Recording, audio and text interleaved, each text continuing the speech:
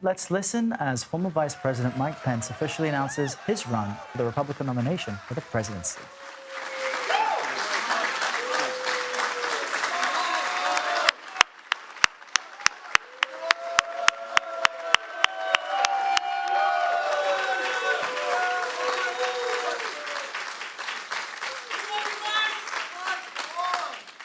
Well, hello, Iowa. Secretary Paul Pate, Congressman Greg Pence, Speaker Todd Huston, my fellow Hoosiers, my friends in Iowa, my fellow Americans, it is great to be back in the Hawkeye State.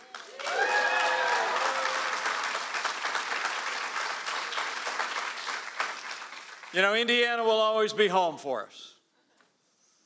And I get why people make big announcements back home, in their hometown, at their resort, even on Twitter. But we wanted to be here, in person, in Iowa. We are here because we know that Iowa was the right place to start our engines for the great American comeback.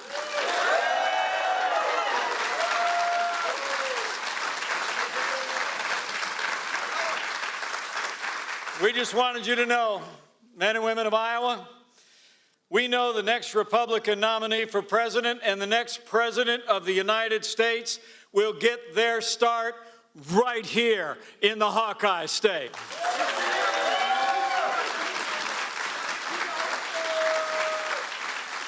So we thank you all for being here.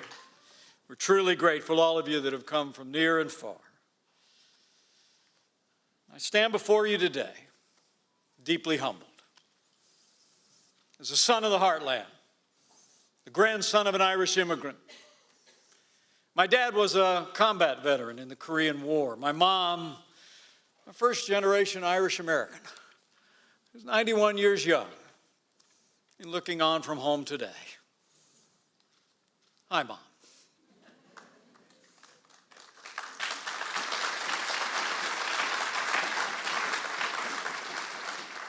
Our family lived the American dream.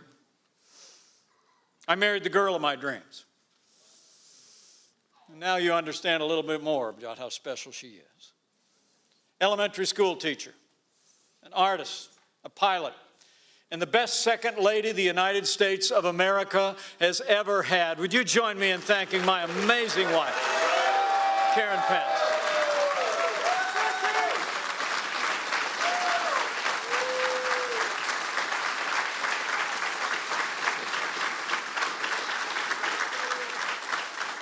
As Karen just told you, together we raised 3 incredible kids. We married 3 amazing spouses, and just in the past 2 years, we became grandparents 3 times over to the 3 most beautiful little granddaughters ever born in the history of the world. Our son is a captain in the United States Marine Corps.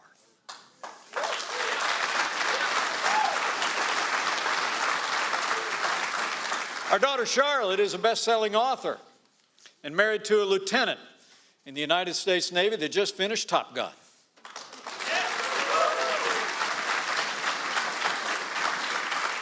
And our daughter Audrey is a Yale Law graduate and now practicing law. Let me just say, as Karen did,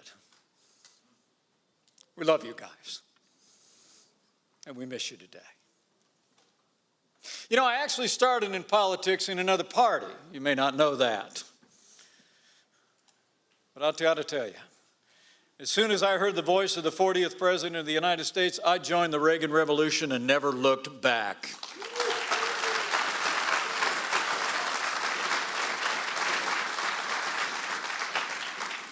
I came to faith in Jesus Christ as a man in college, and I started a lifelong love affair with the Constitution of the United States.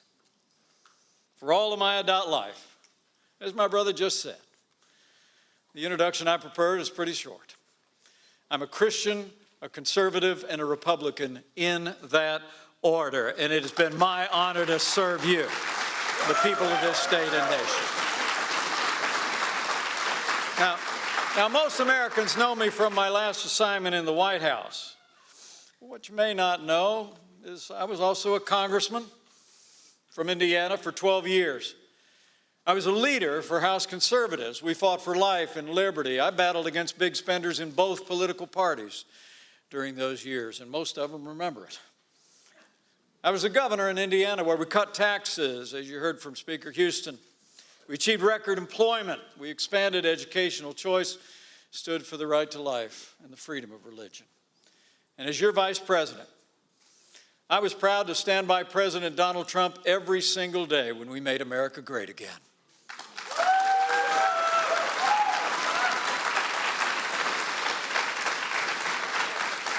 Everything I am, everything I ever will be, I owe to my family, the people of this country, and to Almighty God. I often think of that verse that King David wrote. Who am I? And who is my family that you brought me this far? You know, I truly do believe in the boundless potential of every American to live the American dream. But traveling around this country over the past 2 years since I left office, it feels different, doesn't it? Talking to our fellow Americans, I see weariness on faces everywhere I go, and I hear it in their voices. I don't have to tell any of you here, this country's in a lot of trouble. President Joe Biden and the radical left have weakened America at home and abroad. The confidence and pride that once lifted the American spirit to new heights not so long ago has given way to fear and a growing angst that our best days might be in the past. In many ways, our country has grown barely recognizable than just a few short years ago. There are crises everywhere. Our borders under siege. Inflation's at a near 40-year high. Gas prices are through the roof. Fertilizer and fuel prices are working a hardship on family farms here in Iowa and Indiana and all across the country. Crime is skyrocketing in our major cities. Real wages are falling and our national debt is piling up like a mountain range on our children and grandchildren. And that disastrous withdrawal from Afghanistan has emboldened the enemies of freedom around the world. And maybe worst of all, our timeless American values are under assault every day. In classrooms, our children are indoctrinated into radical ideologies and even taught to hate our history. And from boardrooms, our faith and beliefs are insulted routinely, while government agencies target concerned parents and punish consumers in the name of social justice. We're better than this. This country has been so good to my family, and I've been honored to serve it. We both have. And it'd be easy to stay on the sidelines. That's not how I was raised. I've long believed that to whom much is given, much will be required. That's why today, before God and my family, I'm announcing that I'm running for President of the United States of America.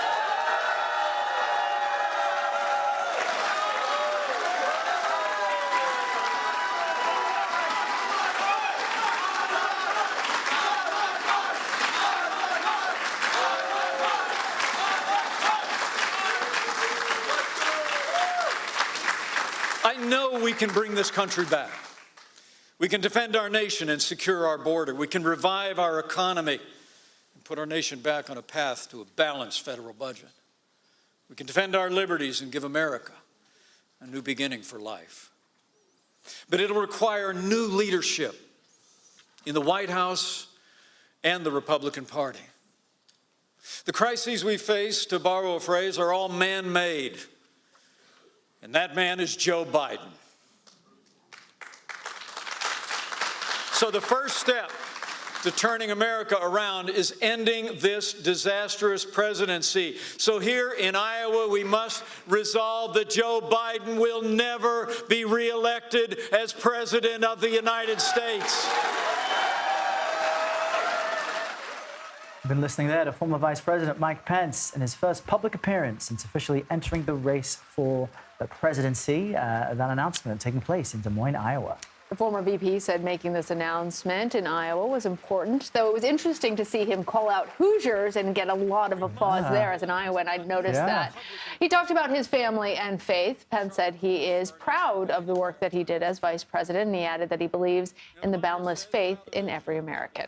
He also, though, noted that the country is in trouble. He took aim at President Biden, blaming him for effectively everything: crime, trouble at the border, what he called the disastrous withdrawal from Afghanistan. But even to that point, which you think would be an easy applause line for any Republican, the crowd was a little tepid in its response, I noticed. Well, joining us to help analyze all of it is CBS News political director Fin Gómez.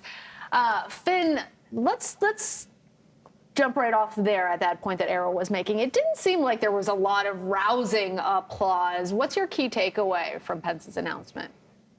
I think that's accurate, but I also think that it seems like they're giving him standing O right now.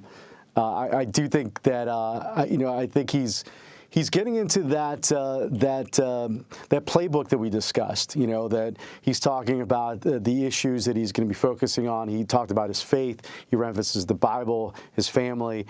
He talked about being proud to serve in the Trump administration, but at the same time, he at least to this point barely referenced Donald Trump. I think there is an expectation that he will, perhaps a little later in his speech, address January 6th and talk about how that was a quote, reckless.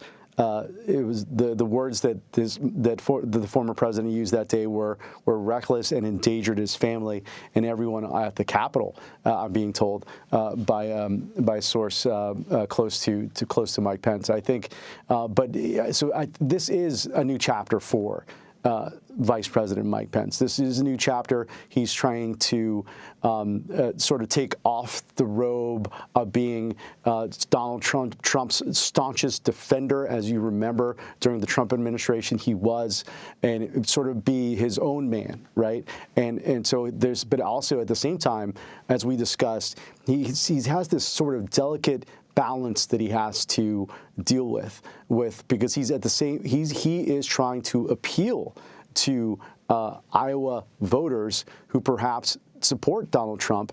And in Iowa, with the caucus system that they have there, the second choice is often very important. So what he's trying to do, it's similar to what DeSantis is trying to do, is trying to contrast himself with Trump supporters, but at the same time trying to appeal to them, right? So it's this fine line he has to do. And at the same time, he's got to contrast himself and really define himself as his own man, separate from that sort of second fiddle, if you will, to Donald Trump from those 4 years when he was in the White House with him. And then we just witnessed another standing ovation for the former vice president during his announcement. To your point, Finn, what I find fascinating is that Mike Pence is putting his family almost front and center in this campaign, typical to how he normally campaigns. But that in and of itself may be a way to differentiate his values to former President Trump, who from my understanding, hasn't been joined by the former First Lady, Melania Trump, at any of his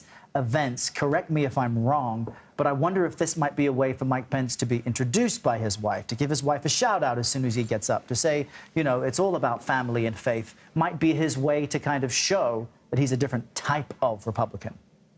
As a senior political operative who I respect a lot, who's been around for many cycles, he told me in South Carolina a couple weeks ago that this race is really a popularity contest, right?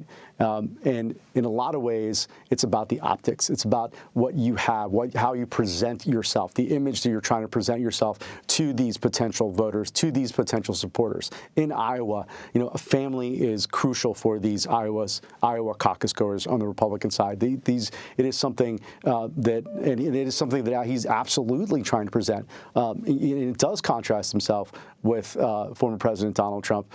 You're right. The former First Lady has not been to his campaign events. And, the ones that I've been to are the ones that we reported on. So that is one way. He has, immediately as he started speaking, the Susan B. Anthony organization, a very staunchly pro-life, anti-abortion rights organization, put out a statement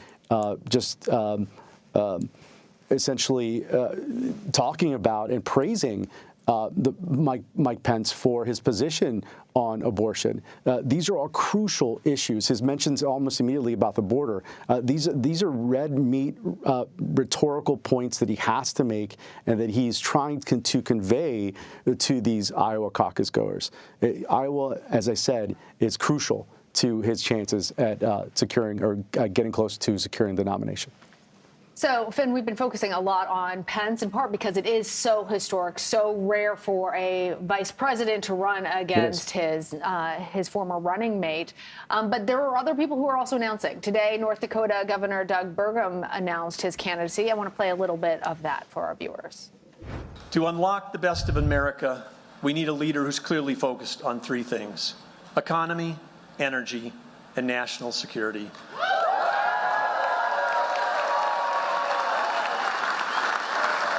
And that is why today I'm officially announcing I'm running for the President of the United States of America. How do all these Republicans try to differentiate themselves? Well, I would add one more to his list. It's like economy, it's energy, it's national security, and it's a very big bank account. And that's what Doug Burgum has. Is he has the ability to self-fund his own campaign. I think that right now, it's become more difficult. To your earlier question, Lana, a wider field. There are some who have criticized and have expressed concern over an expanding field because it becomes more reminiscent of the 2016 cycle where we saw sort of this fractured base and gave this opening for Donald Trump to win with his 25 to 35% of the support from Republican primary voters in that cycle. And for many, it's become reminiscent of that. Governor Sununu, he was someone who was seriously considering a run for the White House. He opted not to, in part because of that reason. Yeah, and Larry Hogan, the former governor of Maryland, who admittedly had a very uphill climb, he also himself said that if you have more people jumping into the race, you'll have this sort of pile up with many of these contenders in the same lane. And again, given this space for Donald Trump to really excel, frankly, through the calendar. So there is that potential outcome. 7 years and 1 month ago, it was Donald Trump and Mike Pence announcing their campaign together. So much has changed, and maybe so much is the same with a crowded field and Trump in the lead.